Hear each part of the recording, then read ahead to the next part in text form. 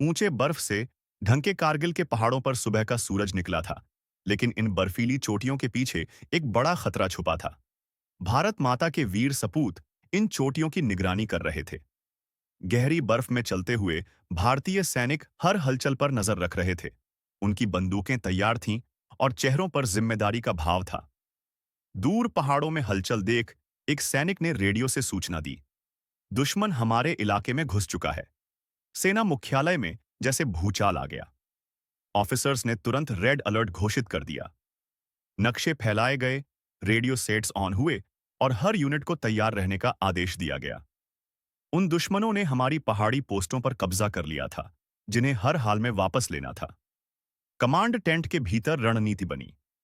Officer ने नक्शे पर उंगली रखते हुए कहा, हमें पॉइंट 5140 और बाकी चोटियां किसी भी कीमत पर वापस चाहिए।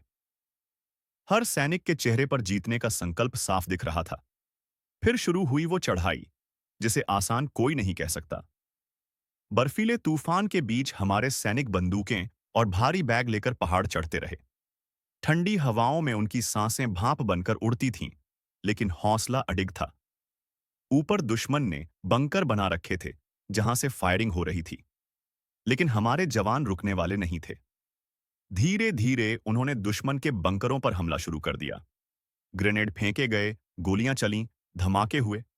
दुश्मन के सैनिक पीछे हटते गए और हमारी सेना ने हर एक बंकर पर कब्जा करना शुरू कर दिया। कड़कड़ाती बर्फ के बीच गोलियों की आवाज गूंज उठी थी। हर पहाड़ी छोटी एक रणभूमि बन चुकी थी। आखिरकार वो पल आया जब हमारे वीर सैनिकों ने बर्फ से ढकी चोटी पर भारतीय तिरंगा फहरा दिया। हवा में तिरंगा लहराने लगा। हर सैनिक की आंखों में गर्व के आंसू थे। दूर पहाड़ गूंज उठे थे, जय हिंद, जय भारत। लेकिन इस विजय की कीमत हमने अपने कई वीर जवानों के बलिदान से चुकाई थी। बर्फ के बीच उन शहीद जवानों की बंदूकें खड़ी कर दी गई थीं, जिन पर उनके हेलमेट रखे थे। उनकी तस्वीरें बर्फ में रख दी गई थीं। साथ ही सैनिक सलामी दे रहे थे। सूरज ढल रहा था और बर्फ में उन शहीदों की याद अमर हो गई थी। फिर वो दिन आया जब पूरे भारत ने अपनी जीत का जश्न मनाया। हर गली, हर गांव में तिरंगा लहराने लगा। बच्चे, बूढ़े, जवान, हर किसी के हाथ में तिरंगा था। लोग सड़कों पर कारगिल विजय दिवस के पोस्टर के साथ जीत का उत्सव मना रहे थे।